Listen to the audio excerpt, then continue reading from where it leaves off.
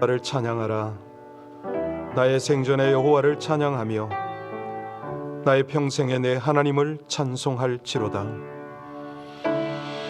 귀인들을 의지하지 말며 도울 힘이 없는 인생도 의지하지 말지니 그의 호흡이 끊어지면 흙으로 돌아가서 그날에 그의 생각이 소멸하리로다. 오직 우리 하나님, 구원의 하나님, 우리를 영원히 살리시는 그 하나님께 소망을 두고 오늘도 주를 예배하며 하나님의 인도받기를 간절히 원하나이다. 새벽을 깨우신 하나님께서 말씀으로 다시 한번 영혼을 깨워주시고 주의 의의 길로 인도하여 주시옵소서. 예수님 이름으로 기도하옵나이다. 아멘. 다들 소식을 들어서 아시고 계시겠지만 어제자 한국일보에서는 우리 LA 지역에 3명당 1명이 감염이다, 이런 기사가 났습니다. 사실 만만치 않습니다. 우리가 이런 환경 속에서 어찌 살아야 될 것인가? 최선의 방역을 하지만 원치 않는 감염이 속속 이루어지고 있지 않습니까? 우리 주변에 너무 많은 사람들이 희생을 당하고 있습니다. 이럴 때 하나님의 메시지는 아주 단호하십니다. 깨어있는 신앙생활을 하라고 하는 거거든요. 언제 어떻게 부름을 받아도 늘 주님 앞에 설 수 있도록 깨어있는 신앙생활을 하나님은 우리에게 요구를 하십니다. 내일은 주일이고 오늘 또 이렇게 또 새벽에 우리가 함께 모였습니다. 기도할 것은 하나님, 우리가 신앙의 매너리즘에 빠지지 않게 하옵소서. 정말 내가 예수 믿었다고 구원받았지, 이런 어떤 안주하는 신앙이 아니라 오늘도 깨어서 하나님의 나라를 위해서 기도하고 또 할 수만 있으면 영혼을 구원하는 그 복음 사역에 함께 동참하고 무엇보다도 하나님께 주신 사명을 향하여 달려가는 깨어있는 교회, 깨어있는 성도들 되게 해달라고 이 시대에 정말 죽어가는 많은 사람들이 주를 알고 구원받고 주님 앞에 이르게 해달라고 이 시간에 합심으로 함께 간절히 주님 앞에 기도 올리겠습니다. 오직 아버지 하나님의 은혜로 이 백성들이 주 앞에 살고 있음을 고백합니다. 하나님, 간절히 원할 때 저희들을 긍휼히 여기시고 하나님의 은혜의 길로 인도하여 주옵소서. 저희들 가운데 간절한 마음의 소망이 있습니다. 늘 깨어서 기도 또 예배하며 하나님 주신 그 사명을 향하여 달려가는 저희들 되게 하시기를 간절히 원합니다. 우리 하나님, 어제나 오늘이나 영원토록 동일하시며 이 백성들을 은혜 길로 인도하시는 아버지 하나님, 늘 깨어있게 하여 주옵소서. 하나님의 복음을 위하여 우리 아버지 하나님께서 원하시는 참으로 하나님의 사명 감당하는 그 일을 위하여 온 교회와 모든 성도가 깨어서 오늘도 주 앞에서 저희들 모두가 하나님이 원하시는 장성한 믿음의 분량을 향하여 나아가게 하시기를 간절히 원합니다. 토요 새벽을 깨우게 하시고 내일 거룩하고 복된 주일을 저희들 믿음으로 또 영적으로 감사함으로 정결함으로 깨어서 우리 하나님을 예배할 수 있는 자리에 나가도록 우리 모두를 인도하여 주시기를 간절히 원합니다. 때가 험난한 이때 많은 사람이 주께로 돌아와서 하나님을 알고 온전한 구원에 이르기를 간절히 원합니다. 아버지 하나님, 저희의 기도를 받으셔서 하나님 나라를 확장하고 계시는 주님을 찬양합니다. 모든 어려움 당하는 이가 주께 나오기를 간절히 원하며 예수님 이름으로 감사하며 기도하옵나이다. 아멘. 마태복음 3장입니다. 마태복음 3장 1절로 10절의 말씀을 우리 합독하십니다. 마태복음 3장 1절로 10절의 말씀을 다 같이 봉독하시겠습니다.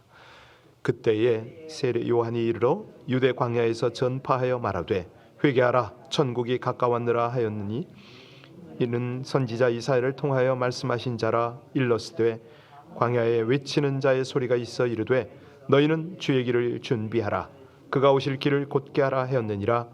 이 요한은 낙타털 옷을 입고 허리에 가죽띠를 띠고 음식은 메뚜기와 석청이었더라. 이때 예루살렘과 온 유대와 요단강 사방에서 다 그에게 나와 자기들의 죄를 자복하고 요단강에서 그에게 침례를 받더니 요한이 많은 바리새인들과 사두개인들이 침례 베푸는 대로 오는 것을 보고 이르되 독사의 자식들아, 누가 너희를 가르쳐 임박한 진노를 피하라더냐? 그러므로 회개에 합당한 열매를 맺고 속으로 아브라함이 우리 조상이라고 생각하지 말라. 너희에게 이르노니 하나님이 능히 이 돌들로도 아브라함의 자손이 되게 하시리라.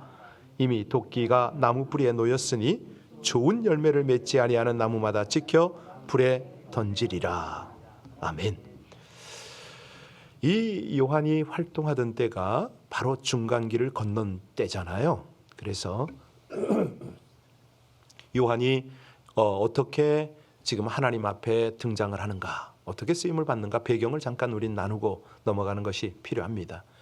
유다 나라가 주전 578년에 바벨론에 의해서 망했지 않습니까? 온 나라가 그 바벨론의 말 발굽 아래 짓밟히고 성이 완전히 파괴가 되죠. 아름답고 견고함을 자랑하던 예루살렘 성이 완전 폐허가 되어버렸습니다. 하나님이 거하신다고 그렇게 믿고 예배했던 예루살렘 성전마저도 이방인들에게 철저히 유린을 당합니다. 왕궁에 있는 보물은 물론이지만 심지어는 하나님의 성전에서 제사 드릴 때 사용하던 기물들을 다 탈취를 당하지 않습니까? 왕, 귀족 할 것 없이 사슬에 묶여서 바벨론으로 끌려갔습니다. 그 머나먼 이국 땅에서 노예 생활을 한 거죠. 마치 이스라엘이 애굽에서 430년 동안 노예 생활하던 그런 어떤 중노동에 시달리면서 엄청난 어려움을 당했습니다. 그러나 소망의 하나님께서, 위로의 하나님께서 절망 가운데 탄식하고 있는 자기 백성을 향하여 소망을 주시잖아요. 어떤 방법이었죠? 선지자 에스겔을 세워서 우리 하나님이, 너희의 하나님이 예루살렘에만 있는 하나님이 아니고 지금 여기도 함께 하신다, 그렇게 말씀을 하시고 우리의 죄값으로 우리가 심판을 받은 것인데, 그러나 머지않아 하나님께서 우리를 용서하시고 우리에게 다시 고국으로 돌아가게 할 것이다. 에스겔이 얼마나 외쳤는지 모릅니다. 말씀 그대로 70년이 지난 다음에 바로 바벨론이 망하게 되고 새로 들어선 페르시아의 고레스가 그냥 이스라엘을 고국으로 돌아가도록 하잖아요. 그렇게 그리웠던 고국 땅에 도착한 이 이스라엘 백성들, 조상들의 숨결이 있고 또 정말 하나님께서 약속하셨던 그 땅에 도착을 한 거예요. 많은 기대를 하고 도착을 했는데 그 땅은 어땠습니까? 완전 황무지였습니다. 아니, 예루살렘 성이 어쩌자고 짐승의 거처가 되어버리고요. 그랬더니 이 백성들이 막 그 어떤 이 천국의 환상을 가지고 돌아왔다가 큰 실망을 했지 않습니까? 그래서 하나님께서는 또 어떻게 하십니까? 에스라와 느헤미야와 학개와 스가랴와 말라기 같은 그런 선지자들을 일으킵니다. 그리고 자기 백성들에게 또 위로를 하고 용기를 주죠. 그랬더니 이 백성들이 힘을 얻어서 하나님의 성전을 다시 일으켰잖아요. 그리고 나서 세월이 흘렀어요. 페르시아가 망했습니다. 알렉산더 제국이 세계를 제패를 했죠. 자, 이스라엘이 또다시 알렉산더의 지배를 받게 됐습니다. 이 알렉산더가 세운 그 나라는 헬레니즘 세계 속이거든요. 그 속에서 또 유대인들이 많은 시련을 겪네요. 신앙을 지키기 위해서 목숨을 잃고, 그리고 또 세월이 흘렀어요. 이 헬레니즘 세계가 무너지고 나니까 다시 로마 세계가 맹주가 됐잖아요. 아이고, 유다 이 이스라엘 백성들은 또다시 그 밑에서 시련을 겪고 억압을 당하면서 멸시까지 당하네요. 그러니까 점점 안타까운 거죠. 이러고 나서 말라기 선지의 그 사역이 끝이 납니다. 다음에는 400년 동안 어떤 선지자도 나타나질 않네요. 하나님께서 절망 가운데 탄식하고 있는 백성들에게 아니 그래도 위로를 해주시면 좋겠는데, 소망을 주시면 좋겠는데 아무 말씀을 안 하시는 거예요. 너무 길게 침묵을 하셨습니다. 자, 이 백성들이 어떤 생각을 하냐면 결국은 우리가 버림을 받는 거구나, 하나님이 안 계시는 거구나, 하나님이 우리를 떠났구나, 뭐 이런 생각을 했을 바로 그때입니다. 그때 이 오랜 침묵을 깨고 선지자가 나타났으니 그가 누구더라? 오늘 본문에 요한이더라. 예, 이 요한이 어디 살았습니까? 예, 요단강 흐르는 광야에 살고 있었죠. 그는 어떤 옷을 입었다고요? 낙타 털옷을, 예, 그것으로 옷을 걸치고 있었습니다. 양식은 뭘 먹었습니까? 예, 메뚜기와 들에서 나는 꿀을 먹었습니다. 이건 무슨 뜻이냐면 굉장히 검소하고 청빈한 생활을 했다. 그리고 외치는 말이 회개하라, 천국이 가까웠느니라. 이 소문이 나는 겁니다. 그랬더니 뭐 고을고을마다 뭐 주변 많은 사람들이 이제 입과 입을 통해서 이 소리를 듣게 되었습니다. 여러분, 당시가 영적인 기갈이라고 그랬잖아요. 하나님이 안 계시는 것처럼 느껴진 그런 때라고 그랬잖아요. 그러니 이 선지자를 통해서 하나님을 만나고 싶었던 이 갈급한 영혼들이 어떻게 반응했겠습니까? 목소리만이라도 듣기 위해서 막 먼 길을 마다하지 않고 광야로 몰려들었겠죠. 심지어 목이 곧은 바리새인과 이 세속적 사두개인들까지 선지자를 보기 위해서 광야로 몰려들었던 겁니다. 이게 이제 오늘 본문의 배경입니다. 자, 400년 침묵을 깨고 광야에 나타나 외쳤던 요한. 이 요한을 제가 설명하려면요, 우리 교회는 이제 장로님들이 계시고 또 타교단에서 오신 그런 이제 사역자들이 계시고 하기 때문에 이 세례, 침례 이 말을 쉽게 막 섞어서 써야 될 수밖에 없어요. 그런데 정확한 단어는 침례가 원어인 건 아시죠? 네. 자, 가능하면 전 침례라는 단어를 쓰겠습니다. 여기 이 로마 사람들의 압제 밑에서 자유와 풍요함을 꿈꾸며 예전 애굽에서 종살이하던 자기 조상들을 건져주신 하나님께서 이제 바벨론에서 종살이하던 자기 조상들을 건져주셨잖아요. 그 하나님께서 이제 오셔서 힘과 능력이 되어주시는 거예요. 자, 그러니까 이스라엘 백성들은 신선한 충격을 지금 받고 있어요. 이 침례 요한의 등장은 결코 우연이 아닙니다. 이게 뭐냐면 하나님께서 인간을 구원하시기 위해서 계획하셨고 그 계획대로 역사를 이끌어 가시는 그런 하나님, 그 하나님의 역사, 계획 가운데 그가 짠 하고 등장을 했습니다. 자, 그래서요, 이거는 그냥 뭐 때가 돼서 이런 건 아니고요. 이사야서에 그렇게 말씀을 하셨습니다. 이사야서 40장을 보면 하나님께서 위대한 임금, 구원자를 보낼 것을 약속을 하세요. 메시아를 보낼 걸 약속을 하세요. 그때에 여호와의 영광이 나타나게 될 것이다, 이렇게 약속을 하셨는데 그 위대한 임금이 오는 길을 예비하게 된다, 이 말씀을 하시잖아요. 그 길을 평탄케 할 준비하는 자가 먼저 올 것이다, 이 약속을 하셨거든요. 제가 읽어드릴게요. 이사야서 40장 3절을 보면 외치는 자의 소리여 가로되 너희는 광야에서 여호와의 길을 예비하라. 사막에서 우리 하나님의 대로를 평탄케 하라. 골짜기마다 도두어지며 산마다 작은 산마다 낮아지며 고르지 않은 곳이 평탄하게 되며 험한 곳이 평지가 될 것이요. 쉽게 말하면 준비하는 자가 왕보다 먼저 오는 겁니다. 왕의 길을 닦는 거죠. 왕이 쉽게 오시도록 낮은 곳은 메우고 높은 곳은 깎고 고르지 않은 곳은 평탄케 하는, 바로 이 요한의 등장이 그 일을 하러 온 겁니다. 그래서 그 지역이 어디라고요? 광야입니다. 이게 광야에 와서 그러잖아요. 내 뒤에 오시는 이는 나보다 능력이 많으시니 나는 그의 신을 들기에도 감당치 못하겠노라. 그는 성령과 불로 너희에게 침례를 줄 것이다. 이제 내일 말씀인데요. 말라기 4장 5절에도 보면 그런 얘기가 있어요. 보라, 여호와의 크고 두려운 날이 이르기 전에 내가 선지자 엘리야를 너희에게 보내리니, 이게 무슨 얘기죠? 하나님께서요 구약의 마지막 선지자인 말라기 선지자를 통해서 위대한 임금이 오기 전에 엘리야가 먼저 올 것을 딱 말씀을 하십니다. 자, 이제 오늘 본문을 다시 한번 봅니다. 우리 1절부터 같이 함께 1절부터 3절까지 같이 봉독하겠습니다. 그때에 침례 요한이 이르러 유다 광야에서 전파하여 말하되 회개하라, 천국이 가까이 왔느니라 하였으니 그는 선지자 일렀을 때 광야에 외치는 자의 소리가 있어 이르되 너희는 주의 길을 예비하라, 그가 오실 길을 곧게 하라 하였느니라. 한마디로 이 요한은 주의 길을 평탄케 하는 자입니다. 이사야 선지자를 통해서 약속하신 주님의 길을 예비하는 자다. 자, 다른 말로 하면 그가 엘리야라고 그랬잖아요. 말라기 선지자를 통해서 약속하신 주님이 오시기 전에 먼저 오는 엘리야. 그래서 한 사람이 예수님께 물었습니다. 하나님께서 메시아를 보내시기 전에 엘리야를 먼저 보내주신다고 하셨습니다. 엘리야는 언제 옵니까? 여러분, 이 질문은요, 예수님이 오리라고 한 엘리야입니까? 아니면 메시아입니까?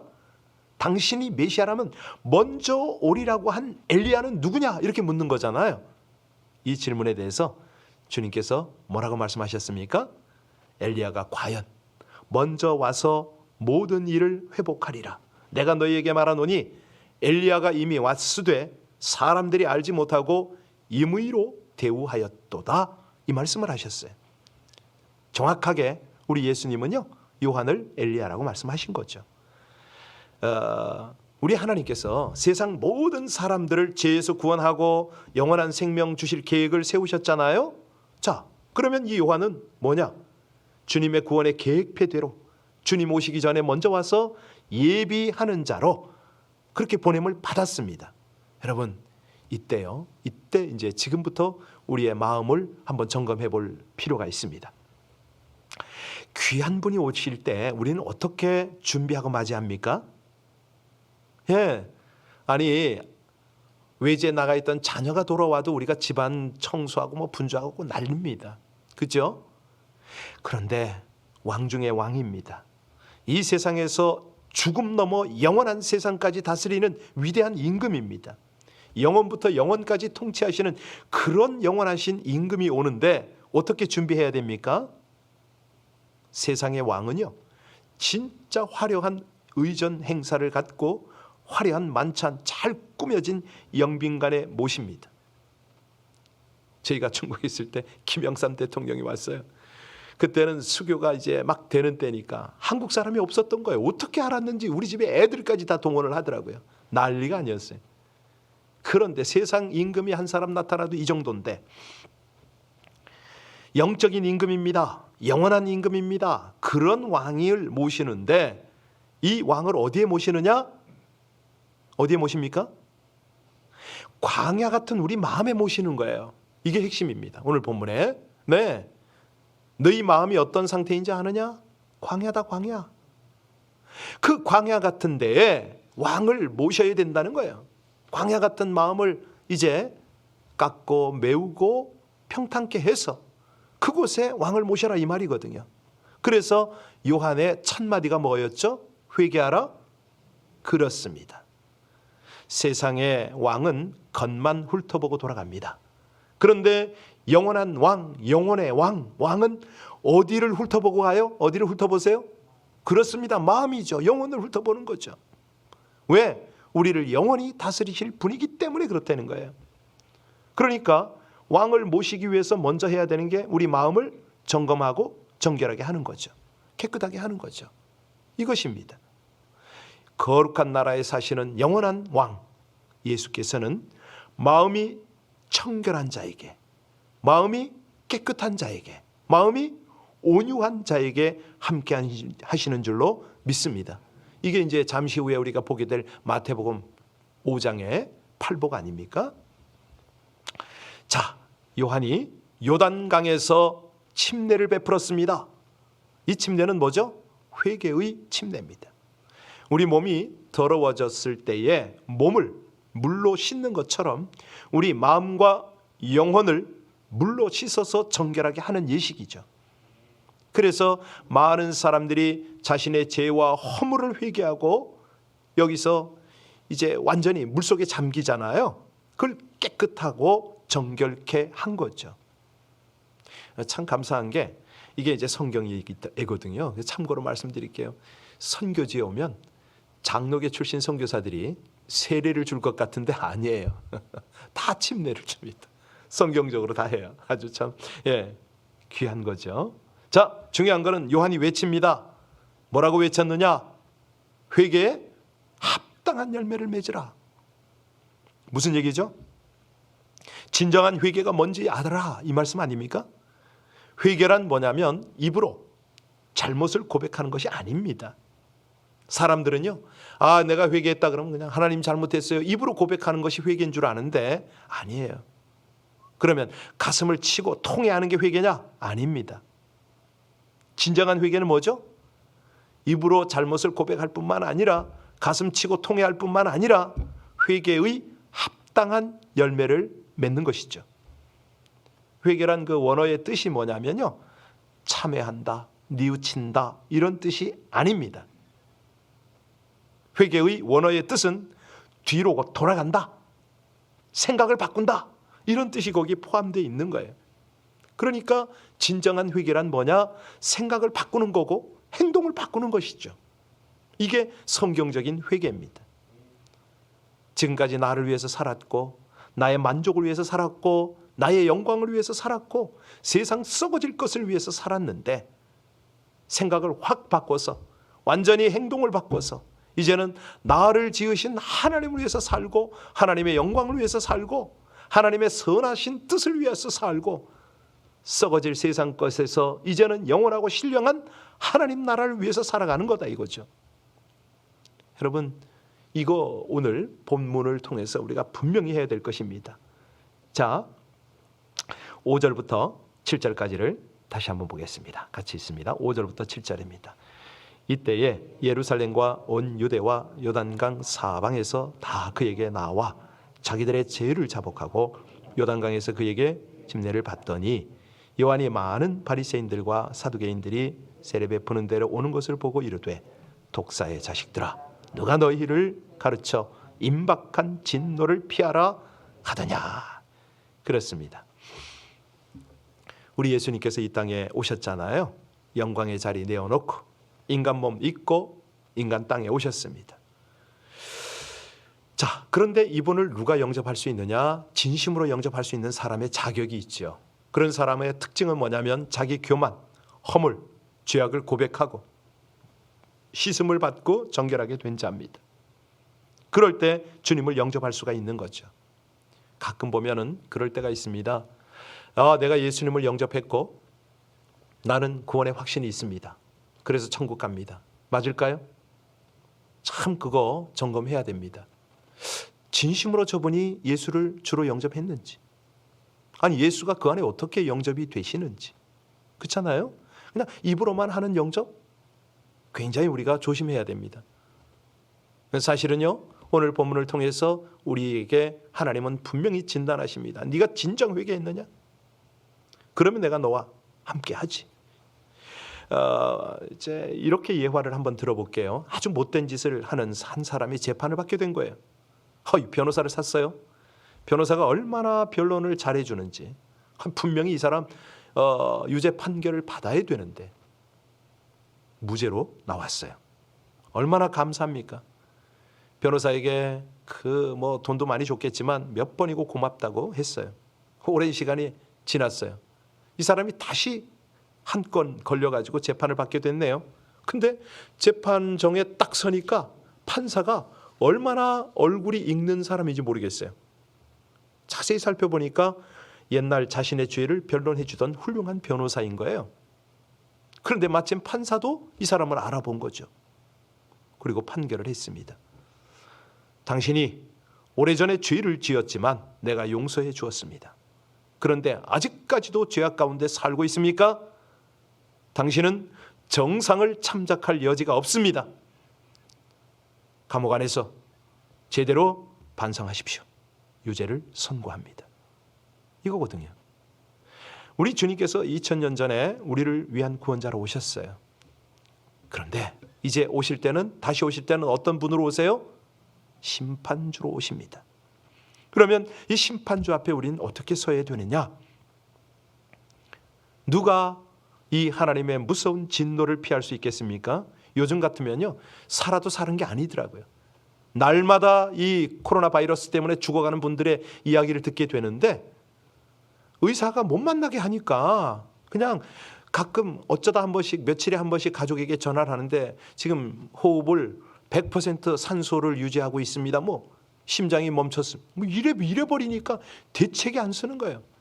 아니, 하나님 앞에 내가 정신 차리고 설 그런 여유도 없어요. 언제 어떻게 설지도 몰라요. 여러분, 오늘 분명히 말씀하십니다. 주님이 다시 오시는데 나는 회개의 합당한 열매를 맺으며 살고 있는가? 네, 우리 마지막 10절 읽고 마치겠습니다. 이미 도끼가 나무 뿌리에 놓였으니 좋은 열매를 맺지 아니하는 나무마다 찍혀 불에 기도하겠습니다. 신앙의 매너리즘으로 세상 속에 살면서도 구원을 받으리라는 착각 속에 살지 않는지 돌아보게 하심을 감사드립니다. 더럽고 타락한 욕망을 종교 행위로 포장하여 스스로 거룩하다 속이며 살고 있음을 회개합니다. 죄 아래 살던 옛 자아가 계속 죽고 주님의 음성에 순종하는 거듭난 존재로 살게 하여 주시옵소서. 끊임없이 말씀과 기도 생활을 통해 예수님을 마음 중심에 모시고 매일 매순간 죄를 버리고 선을 행하는 믿음의 삶을 힘껏 살게 하여 주시옵소서. 성령 안에서 진정한 회개를 통해 믿음을 증명하는 변화되고 성숙한 삶, 회개에 합당한 성령의 열매들을 맺어가는 날을 살기를 간절히 원하며 예수님 이름으로 기도하옵나이다. 아멘. 우리 주님께서 저와 여러분들 마음을 평탄하게 하시고 그 속에 함께 좌정하시며 동행하고 싶어 하십니다. 하나님, 이 광야 같은 마음을 주님 앞에 그대로 내어드립니다. 제가 행실을 고치고 악한 생각을 버려도 주님 앞에 정결할 것이 없음을 고백합니다. 이 시간에 겸비한 마음으로 우리 주님을 내 안에 가득 모실 수 있도록, 마음이 가난한 자는 복이 있다고 하셨습니다. 우리 주님 앞에 가난한 마음으로 간절히 기도해서 우리 주님과 영원히 동행하는 우리의 삶이 될 수 있도록, 2021년이 될 수 있도록 먼저 자신을 위해서 기도하시고, 그리고 이어서 지금 어려움 중에 있는 이들이 한결같이 이 고통을 통해서 하나님 앞에 가까이 나오게 해달라고, 하나님을 마음속에 모시고 동행하게 해달라고 우리 합심으로 간절히 하나님 앞에 기도 올리겠습니다. 오직 아버지 하나님의 은혜로 이 백성들이 주의 말씀 앞에 있나이다. 하나님의 거룩한 임재와 동행 앞에 있나이다. 오늘도 감사합니다. 오늘도 감사합니다. 아버지 하나님, 우리의 영혼을 흔들어 깨워주셔서 감사하고 주님 앞에 나아가게 하심을 진실로 감사를 드립니다.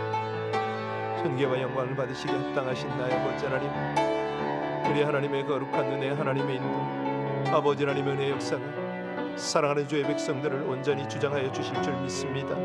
오 하나님, 감사하신 나의 아버지 하나님, 우리 마음에, 이 광야 같은 마음에 주님께서 자장하시기 원하여 아버지 하나님 귀한 은혜의 말씀으로 우리를 다시 한번 깨워주심을 감사를 드립니다.